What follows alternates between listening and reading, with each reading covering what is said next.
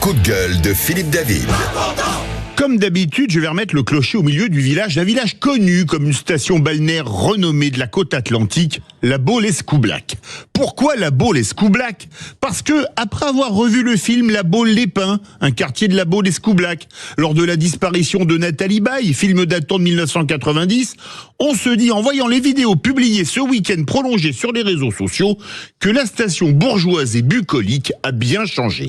En effet, plusieurs vidéos tournant sur les réseaux sociaux, la première montrant une cohue sur le quai de la gare avec des cris, le train étant pris d'assaut, littéralement, lors de son entrée en gare. On écoute ceci.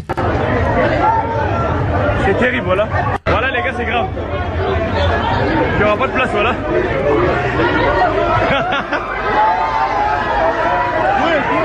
Ceux qui ont préféré le train pour la sécurité et le calme en sont pour leurs frais. On imagine les conditions dans lesquelles ils ont effectué leur voyage et on a franchement de la compassion pour eux, surtout qu'ils ont, eux, probablement payé leur billet, chose dont on peut douter concernant les perturbateurs.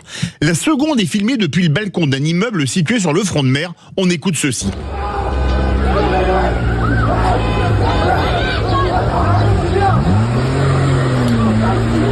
Vous avez entendu des femmes qui hurlent arrêtez, tandis que des racailles, désolé mais que c'est comme ça que ça s'appelle, se bagarrent en plein milieu de la route en se coursant entre les voitures et sur les trottoirs. Bizarrement, alors que le soleil brille, la plage est désertée, ce qui, un jour de canicule, lors d'un week-end prolongé, peut paraître surprenant.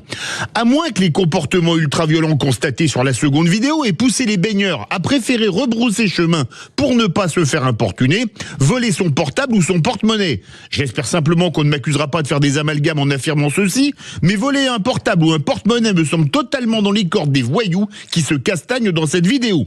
Le maire de la Baule-Escoublac, Franck Louvrier, a réagi en affirmant que, je cite, « La délinquance explose dans la commune de Nantes et nous en avons la répercussion à la Baule. Des habitants de la Baule qui doivent être très heureux au prix du mètre carré et des vacanciers qui risquent fortement de changer de station balnéaire après avoir vu ça. La Baule, comme le reste de la France, c'était vraiment mieux avant. »